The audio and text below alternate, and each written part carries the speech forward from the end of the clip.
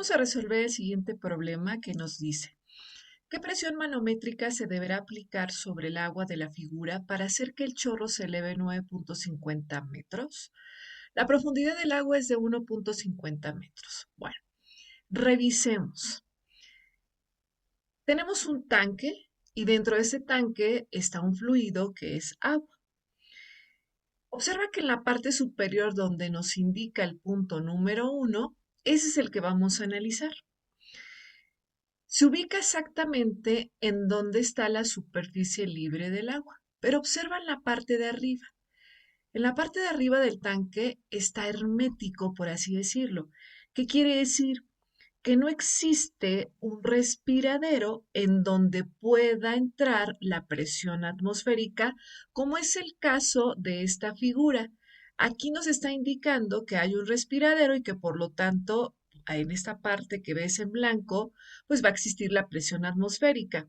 Si el punto estuviera aquí, ese punto número 1, entonces la presión en este punto número 1, la presión manométrica, será igual a cero porque está en contacto directo con la presión atmosférica. Pero no es el caso de este problema. En este problema, como no tenemos un respiradero, sino tenemos presión de aire, entonces quiere decir que sí vamos a tener una presión manométrica porque no tenemos contacto directo con la presión atmosférica. Ahora, lo que nos están pidiendo es qué presión manométrica se tiene que aplicar sobre el agua de esta figura para que este chorro que está afuera se pueda elevar 9,50 metros. ¿A qué se refiere eso? Pues se refiere que en esta parte de aquí donde estoy poniendo el puntero tenemos un aire presurizado. El valor de la presión del aire, pues es la que nos va a ayudar para que este chorro que está en la parte externa pueda elevarse 9,50 metros. Eso es lo que vamos a encontrar, esta presión manométrica que se encuentra en el punto número 1, exactamente donde se ubica la superficie libre del agua. Para darle solución a este problema, nos ayudaremos de la ecuación de Bernoulli. Nos dice que la presión sobre el peso específico más la velocidad al cuadrado sobre 2 veces la aceleración de la gravedad más z tiene que ser igual a la presión sobre el peso específico más la velocidad al cuadrado sobre 2 veces la aceleración de la gravedad más z. Pero Bernoulli relaciona siempre dos puntos. El punto donde se va a ubicar en el primer miembro de la ecuación y un segundo punto que se va a ubicar en el segundo miembro de la ecuación. ¿Qué puntos? Pues el punto número 1, que es lo que queremos conocer, esa presión manométrica debido a la presión del aire. Y mira, tenemos dos puntos, el punto 2 y el punto 3. Revisemos con respecto a qué punto, ya sea el 2 o 3, podemos igualar esta ecuación.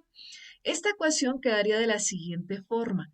En el primer miembro de la ecuación tendríamos la presión en el punto 1 sobre el peso específico más la velocidad en 1 al cuadrado sobre 2 veces la aceleración de la gravedad más z1 tiene que ser igual. Ahora, aquí es donde vamos a definir qué punto nos conviene con respecto a los datos que tenemos. Si queremos igualarlo con el punto 2, revisemos. Exactamente aquí en el punto 2, si lo tomamos ya como si el fluido sale, entonces, ¿qué va a pasar con esta presión? Si lo tomo con respecto al punto 2, esta presión manométrica, como ya está fuera el fluido y está en contacto directo con la presión atmosférica, quiere decir que vale cero. La velocidad en 2 no la conozco, no me la dan como dato, entonces no la conozco, le ponemos un tachecito. Y la carga de elevación o posición con respecto a un nivel de referencia, si nosotros tomamos como nivel de referencia esta horizontal que estoy marcando, esta línea horizontal, esta será nuestro nivel de referencia. Entonces, con respecto al nivel de referencia, pues toca el nivel de referencia al punto 2, no hay ninguna elevación, por lo tanto vale cero. Entonces, observemos. No conocemos la velocidad en 2, quiere decir que ya tengo una incógnita. Y otra incógnita, que es la presión manométrica en el punto 1, tienes dos incógnitas en una ecuación, no le podemos dar solución. ¿Qué quiere decir? Que el punto 2 no me conviene analizarlo. Pero ¿qué pasa con el punto 3? Si es el punto 3, entonces revisemos, vamos a ver cómo quedaría la ecuación. La ecuación de Bernoulli, en el segundo miembro de la ecuación, quedaría la presión en 3 sobre el peso específico más la velocidad en 3 al cuadrado sobre 2 veces la aceleración de la gravedad más Z3. Vamos a revisar qué datos sí conocemos y qué datos no conocemos. Observemos. El primer miembro nos habla de la presión en el punto 1, pero ¿qué presión? Recordar que estamos hablando de presiones manométricas, que son las que involucran Bernoulli. Entonces, fijémonos en el punto número 1. Exactamente en el punto número 1, como ya les había comentado, no está en contacto directo con la presión atmosférica porque es hermético en la parte superior de este tanque. Por esa razón, es la que nosotros tenemos que encontrar, es nuestra incógnita. Vamos a ponerle un tachecito, es nuestra incógnita. La velocidad en 1, bueno, como tenemos un tanque que probablemente puede tener un diámetro grande, por ejemplo, 10 metros, unido a este punto de salida del fluido, si este punto es muy pequeño, este orificio es muy pequeño, entonces conforme vaya descendiendo el fluido que está en este tanque, pues lo va a hacer muy lento. Por esa razón en la teoría nos dice que esta velocidad se aproxima a cero y entonces quitamos ese término. ¿Qué pasa con Z? Z se refiere a esa altura, esa elevación con respecto a un nivel de referencia. Este sería nuestro nivel de referencia. Con respecto a este nivel de referencia, a donde se ubica el punto número 1, sí tenemos esa altura que vale 1.50 metros, por lo tanto sí conozco este término. ¿Qué pasa con la presión en 3? Ojo, vuelvo a repetir, es una presión manométrica. Las presiones manométricas son aquellas presiones internas que se generan en ese conducto. Revisemos que queremos saber la presión en este punto 3.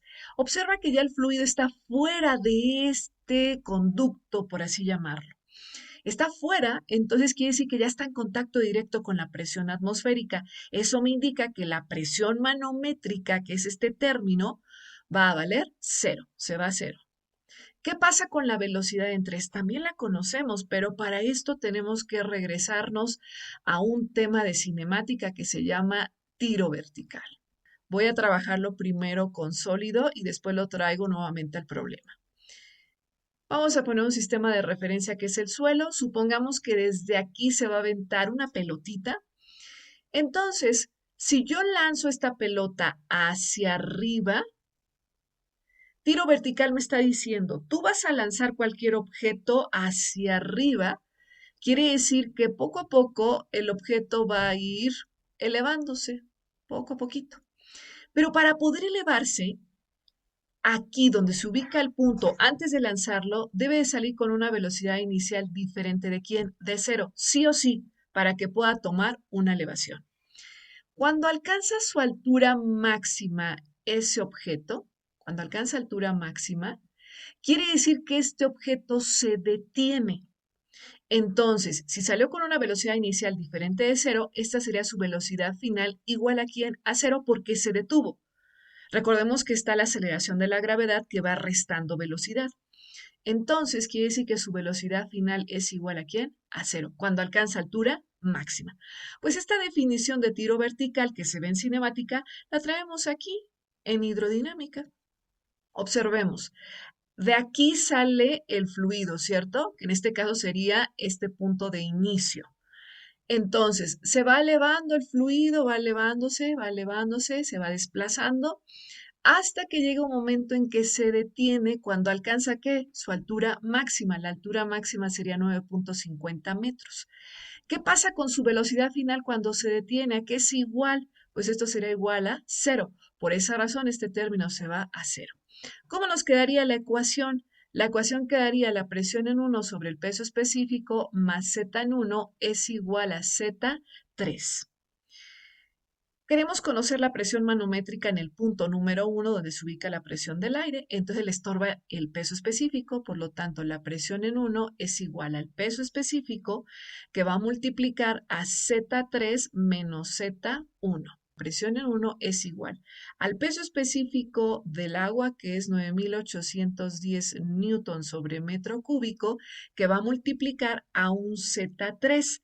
Z3 está medido desde el nivel de referencia hasta donde se ubica el punto 3, que vale 9,50 metros, menos Z1, y Z1 está medido desde el nivel de referencia hasta donde se ubica el punto número 1, que vale 1,50 metros.